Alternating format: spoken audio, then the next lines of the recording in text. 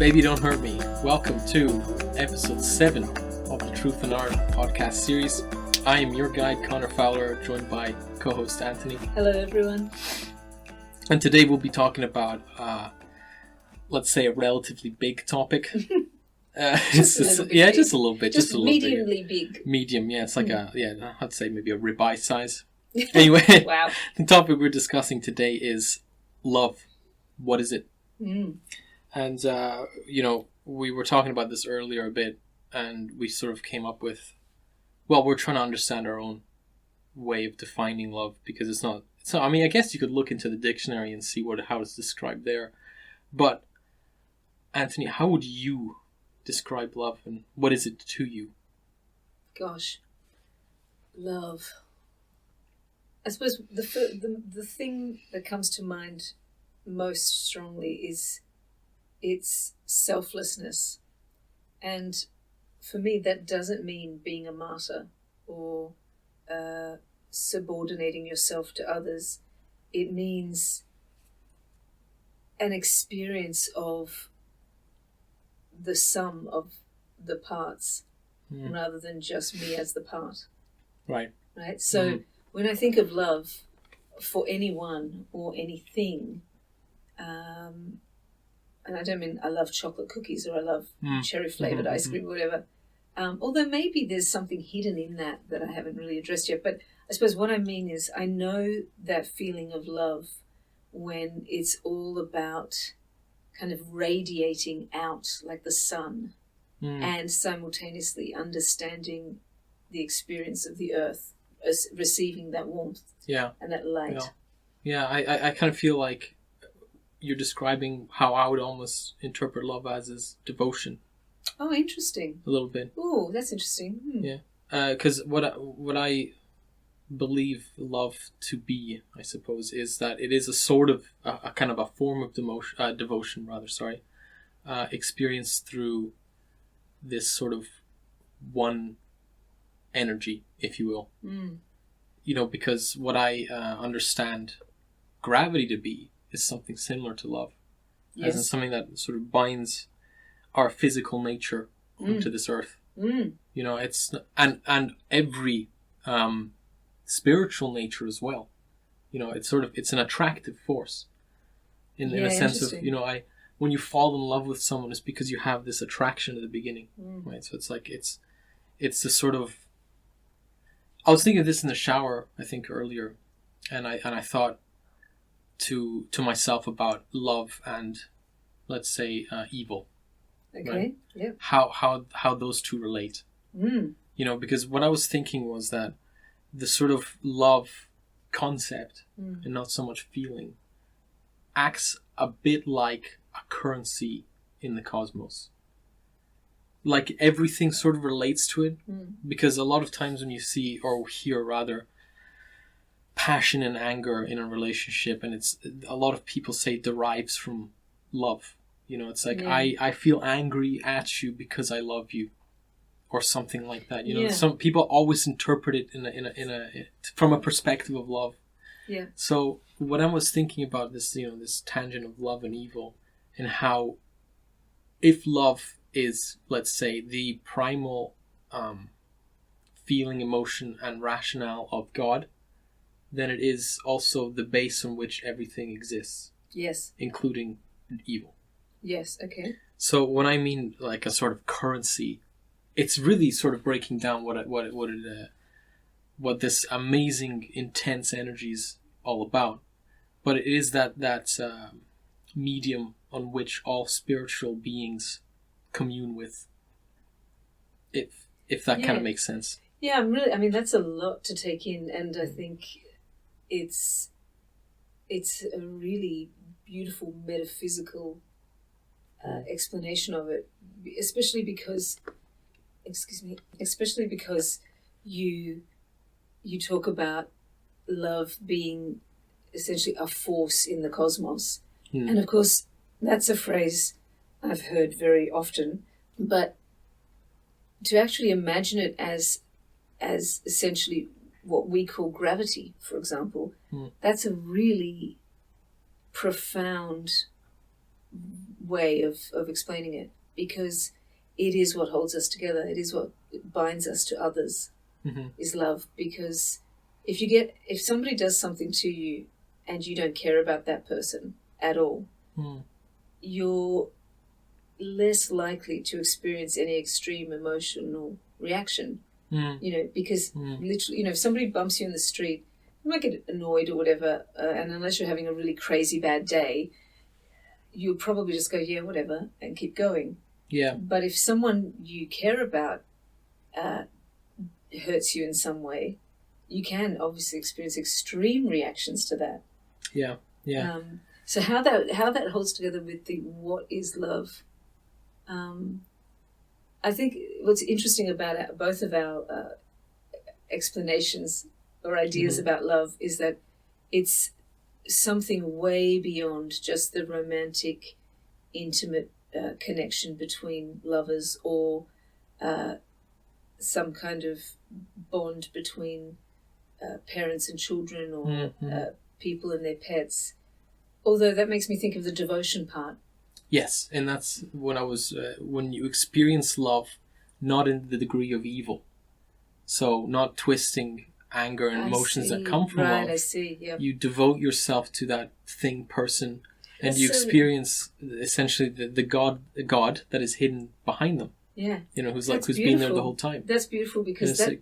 Yeah, sorry, just to finish off. It's like you devote yourself to God if you see yourself to be one who pursues a path of truth, if you will, by loving him. And then you realize that he is in everything. I say he, but you know what I mean. Yeah, yeah. That he's everywhere. Yeah. To the person that you're looking at, to the dog, to the cat. So in order to access that, you devote yourself to that person. And that's why marriage, I think, is so important. Because you want to be able to devote yourself to that person. The whole point is to lift yourself closer to that divine. Yes. Yes, it is. It's interesting that the word devotion, I always have felt admiration and a little bit of envy for people who are able to be so incredibly devotional, because they really, really do experience the divine through a kind of surrender. Yes. They surrender their ego, they surrender their intellect. Yes. They trust that the big daddy or the big mommy or whoever it is you want to call it, but they trust, and more than just trust, it's so trusting that they really release their fear to the Godhead, because they really know that whatever happens, it's because the Godhead is guiding it in some way. Yes. And through their continual devotion, they keep an open channel in themselves. Yeah. For that flow to happen. Yeah. And that's it kind of brings us into the next part a little bit. Yeah. When we were going to discuss the next question, essentially being, how did your definition of love evolve to what it was today? How do you think of it when you were a child? Because I think there's a really important aspect to experiencing love at that young age. And you certainly have a way of thinking about it. And when I was telling you about devotion, and thinking about, the types that go up into the mountains and meditate by themselves, and in a sense that's a complete devotion to self, because you want to open up yourself to God, and then I was thinking, well, try to devote yourself to someone else, and then you'll know that there's work involved. I think people oftentimes, or at least today, I feel it's easy to forget that. It's easy to forget that, and also at the same time, really simple. It's simple because I think I remember telling you this once. If people knew that their happiness, if you're in a relationship particularly, was completely and wholly dependent on how happy you made the other person. Yes. How would that change things? Completely. It would. It would, like, if you knew that you had an absolute dependence on the other person making you happy, then my God, you'd work hard. Yes. Really true.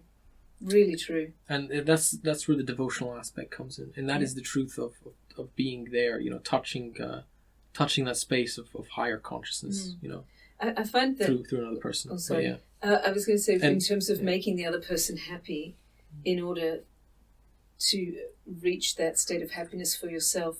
I was thinking about the act of sex, and particularly intercourse in general, but and sex in general. But the idea that, that I feel that idea that you have to focus on pleasuring yourself through the use of the other person, and they then do the same thing. So therefore, you kind of jointly engage in an act where you're actually alienating yourself from the other person in order to achieve this thing called an orgasm, which is described as like a physical release.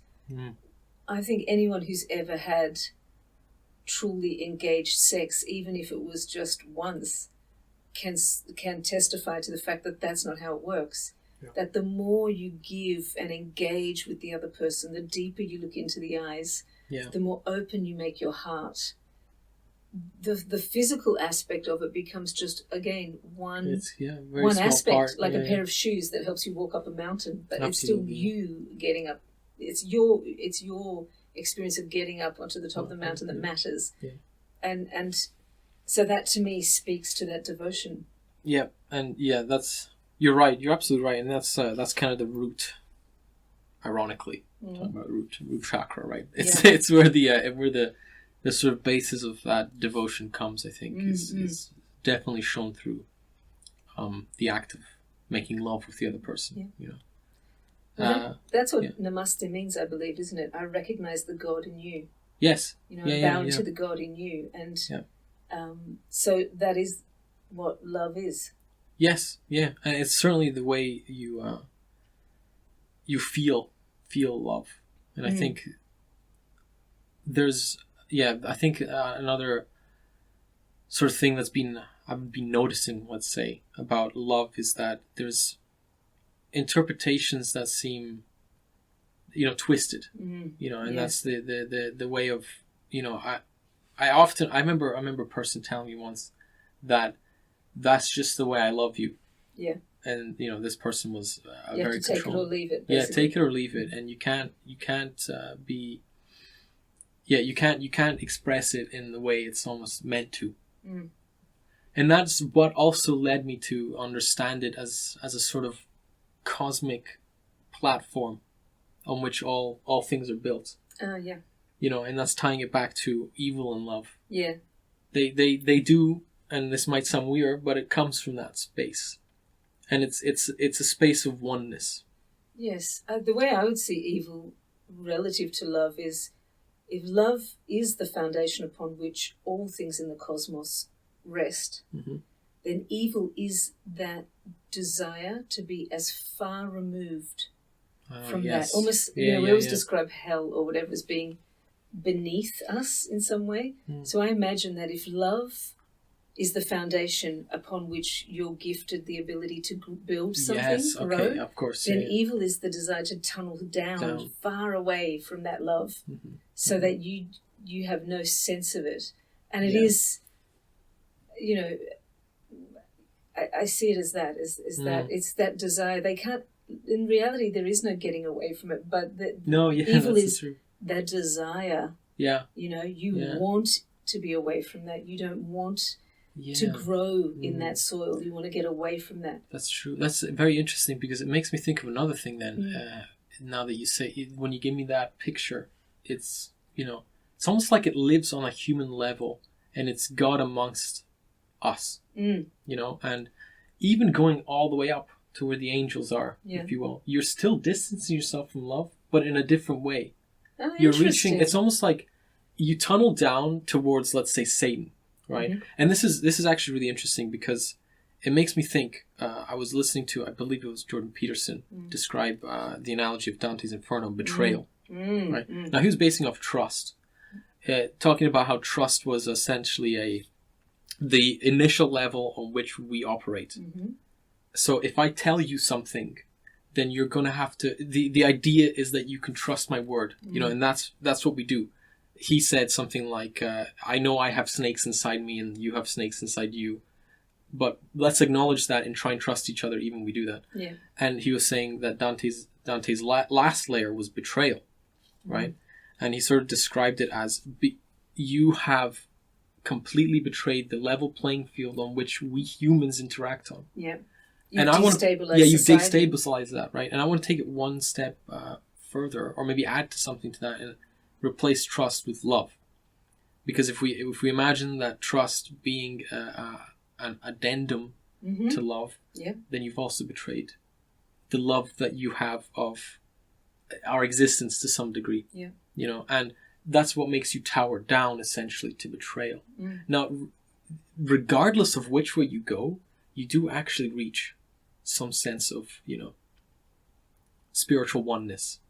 It's just that you have decided to devolve yourself away from the let's say the higher paths to some degree. I'm not really sure how to word that properly, but each of them almost forms a circle. Of course, it seems obvious that they'd come back to meet each because other. Exactly at one point you have the Earth closed in by this thing called gravity, right? And you know, you can go down, you can tunnel all the way down, you'll reach, let's say, the core of the Earth, which is what we imagine hell to be anyway, but eventually you reach the other side. Correct. You know, and you got sounds like that. Is it a dipole? You know, when you see like arcs of energy and they come off a thing and they've got almost like a figure eight. The Ouroboros idea that in the middle is love, and you can arc all the way up to the angels, let's say, and then all the way back down. But if we say the middle is love, then it seems obvious to me that love has got to be God. Yes. The word, right? So arcing all the way up, as you say, and you sort of remove yourself from God, it's almost, I suppose, what on one level individuation does.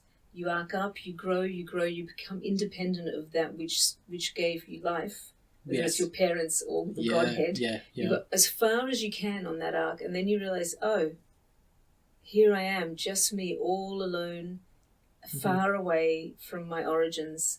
I know myself now. And then you slowly come back to the origin. And the same thing happens, I assume, into the evil.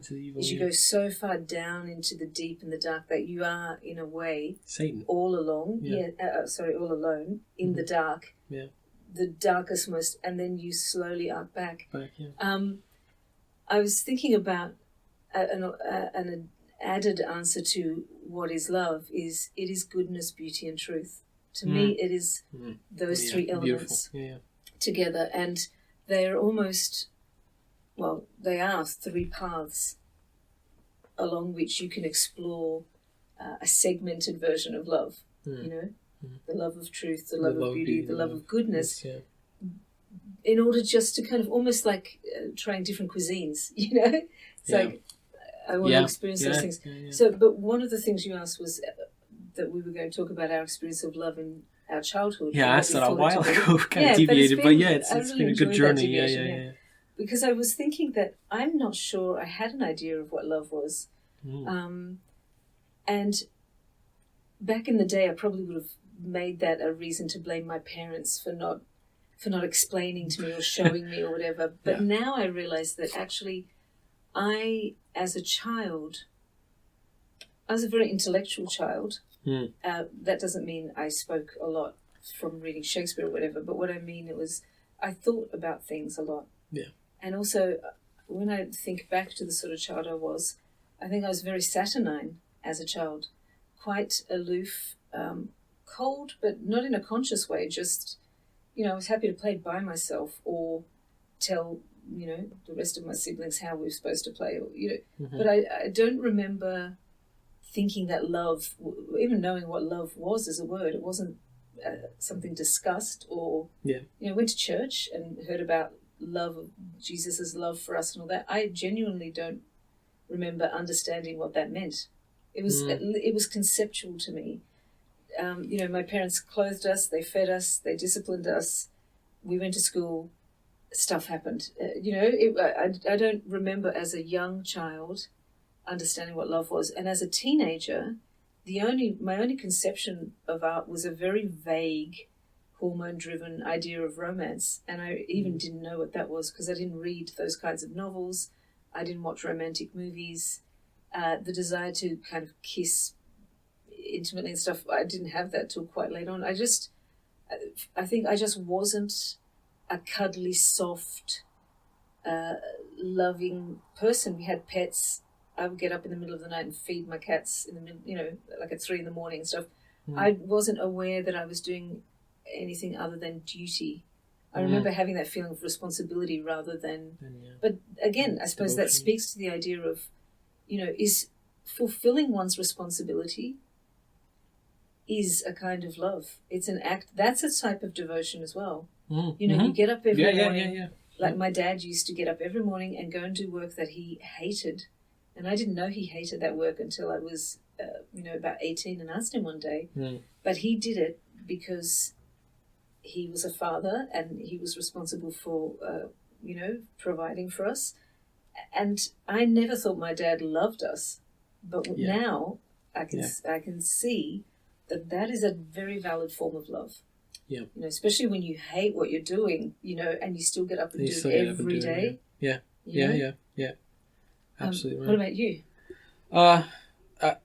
I think it's not too distant from what I think of it now, except for that it was based on fully romantic realizations of things. Even when I was a young kid, I had this sort of love of love. Like, I wanted to understand the concept of love, so I loved it. Oh, wow. If that makes sense. Well, people say being in love with the idea of being in love. Yeah. Or being in love with love. Yes, it is very romantic. I had a very romantic view of it, and that's what I mean by romantic. To me, it stemmed from the fact of having that person that you love. It wasn't until later on I started realizing the unison of love of existence and love of earth and love of other. So it was mostly based in this romantic idea of it, and I used to always fantasize about loving someone, and not like I loved my family, because I did love my family when I was a young child, and they were pretty good, I suppose. My parents were pretty good, except that they were terrible relationship examples, and thankfully I was jaded enough in my love of love to completely ignore that side of things, because both my other family members completely realized that. I think that's what kind of warped maybe their understanding of what love was, or it certainly did have an impact on them, and I again sort of just ignored it because of my love of love. And then later on realized, my God, they were terrible together. They weren't supposed to be together, So that was my sort of evolution with it, and it didn't start till maybe quite late in my teen years and in my early 20s to really understand devotional love. Love, and it is a sort of love of love, but completely not on a material root level. Through romance. I mean, it was obviously tied to sex in my later teenage years. When I discovered puberty. So that kind of puberty discovered you. Rather, puberty discovered me. Yeah, that's a better way of putting it. So that's probably how I thought. It's how I thought about it when I was young. Yeah. Well, what about now? Gosh, now it's so interesting, isn't it? To I think despite appearances, we do live in such incredibly beautiful times, I think. Yeah. Because we live in times where we can really explore the notions of love and the many aspects, and with sexuality having become so blatant and extreme, and I don't believe this is the first time in human history that's happened. No, it's cyclic. But we're in that phase where inevitably when sex becomes so routine, routinely available in every medium you can imagine, including in person, then the desire for true experiences of love, not just sexualized love or intimate love, but love with others. I think that becomes strong because the sort of the clickbait of easy sex becomes boring. You become jaded to that. So in terms of my own evolution, I really now value and understand how important it is to really hold the desire and the dream for a high ideal of love like you did. Because I didn't hold that. I wanted to hold this idea of this high ideal of romantic, loving partnership, but I suppose, the worldly part of me just said, okay, that's a dream. Don't ever express that to anyone because it's a vulnerability and a weakness, and also it's not going to happen. So just do your best. That's the one thing I never let go of. I never let go of that because everything else was sad. It's like everyone just talks to you about how, the world's gone to shit. Oh my God, look at Israel, Palestine, look at Germany, blah, blah, blah. Look at this, look at that. Look at deforestation. Yeah, and it's like, that's dull. I don't want to be depressed by that. I mean, it's so easy to not be depressed by that. That's the truth, and looking, holding on to just that ideal.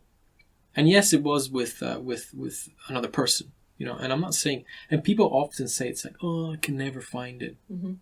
That's crap. That's crap. I went a long, long time. I don't think myself to be a terrible looking person. No. I think you're quite good looking. Thank you. But I was never really that successful, in my romantic pursuits up until maybe 25 years old. But I never let go of that aspect of love, and that's what allowed me to really understand devotional love. And not the kind where you just sort of throw yourself as a mat under the person. No. It's not disrespectful. It's devotional. And you look beyond that person. It's incredible. I really, the evolution of love, I mean, we are talking a lot about, I suppose, very personal, intimate love. And I suppose the reason that that's such an important experience of love is there's nowhere to hide. If you really want to experience that great intimate love, then your shadows will be really exposed because the light of that love is so strong. It's very strong. Yeah. Opens up right at the bottom. Yes. Pandora's box. Yeah. Exactly. And what's beautiful about that, what I'm understanding about love is I'm freer, or I free myself to be fuzzy around the edges, if I can put it that way. So with you, I'm because of that really profound experiences and that devotional element that's kind of growing for me, I'm also able to be more of a bitch to you. Because I don't have to bite my tongue, and even though it's not comfortable, it's also not festering. That's true. Right? Yeah, absolutely. And that's the same thing with love of one's children or of one's pets. Yeah. The devotional aspect, it's not always easy, No, and that's and I think I maybe didn't make that clear, but it's not a simple thing because exactly what you're talking about, and also we have our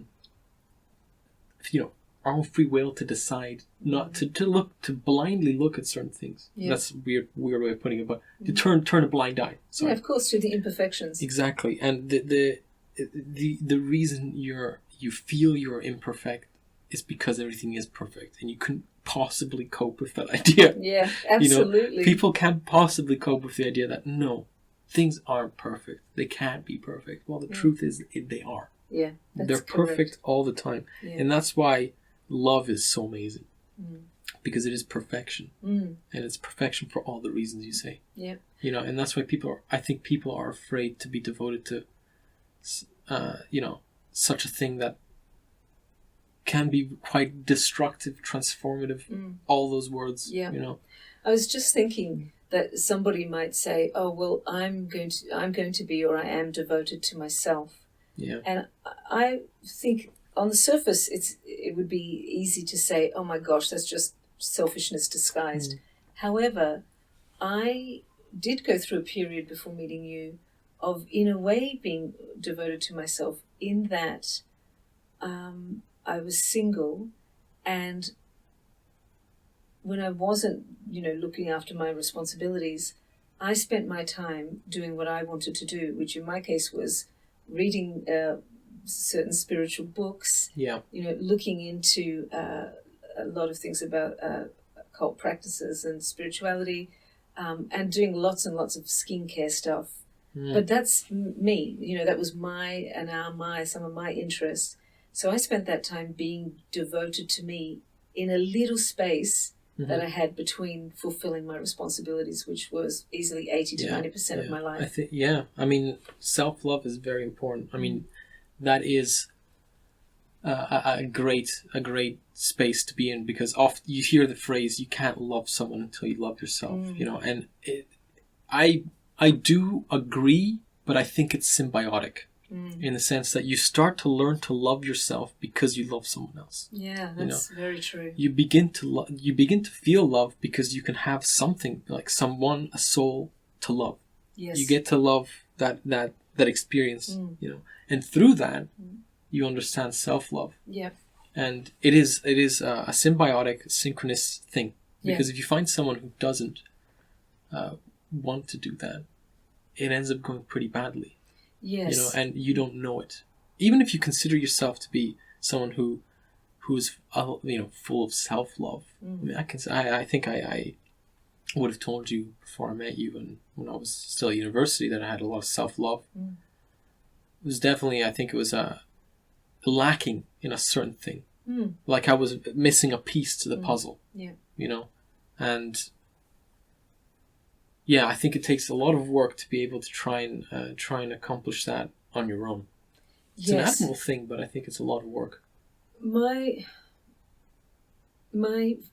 feeling about that is the self-love part, being devoted to yourself requires, in a way, I think it's a beautiful ground for preparation for a relationship. Yeah.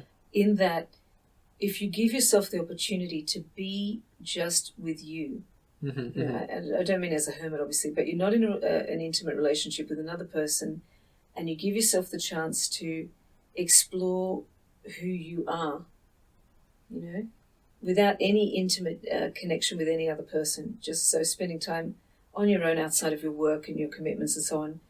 And then it becomes clear that, yes, I'm someone who likes to spend a lot of time at home reading or listening to the wisdom of other people or whatever, and this is a fundamental aspect of who I am. So then when you go out, and this speaks to people saying, I can't meet someone, the thing is, it's kind of like looking for a £50 note on the street because you feel you need £50, right? I did that once when I was a kid. I tried to find money on the floor what child to purchase a certain thing I wanted. Well, my point being that if you go outside and your plan is to find £50 or $50, whatever, flowing around the street, you're probably not going to find it. It's a rare person that's going to come true for. And that's what happens when people are looking for love. I think. I think so as well. It's as useful as that option there. And instead of finding a £50 note, you suddenly find you're picking up bits of garbage. I don't mean other people are garbage, but what I mean is you start settling for random objects because you haven't found the thing that you're trying to look for. Whereas my experience tells me that it'll come to you. The cosmos has an incredible sense of humor, and it'll come to you in a way that you can't imagine. So even if you're sitting there right now imagining a million different crazy scenarios, it won't be one of those. It'll be whatever you don't imagine. Exactly. True, so that period of self-devotion, I think, has a lot of merit. I think, that you're not allowed, in my mind, if you're going to do that, you can't be like having sex on the side or whatever, because then what's really happening is egoism. That's true. I think what it is, it's a practice of letting love find you by saying, I want to be found. Yes. So you give yourself self-love and you say to the universe, I want love to find me. And then it does. Yes, and it'll come to you also. It's interesting when you say that. But if love is like gravity, it'll find you in lots of different people and animals and trees. You know, the love will just start flowing into as it is anyway. That's the crazy thing, I think. Is it's true. Because we just block it, right? We do. We block it, and it's something I find so frustrating about myself. Is how easily I don't see the glory that is the love in my life. Not just you, but everyone and everything. It's not even everyone. It's not even every living thing. No. It's when I put on my love goggles, which are not like beer goggles, but when I'm really in that state that I'm radiating love and I'm also that which is being radiated upon. Yeah. I've had so many times where I've gone for walks on my own and I'm in that love state and everything seems to just shine with love. It's the footpath, it's the cars, it's the... it's not just natural things, it's everything seems to just glow and pulse with this incredible inner something, which I think of as love. Beautiful, beautiful. And on that note, we're going to end it here. I know this has been a relatively long episode, but it was... a big subject. So, thanks for sticking around this long. Yes, thank you. If you're usually used to the other 20-minute episodes. And hopefully you managed to get something out of this. Because, let us know. Let us know, yeah. And you have or haven't even. Precisely. And we love you. Yes. We love you. Bye-bye.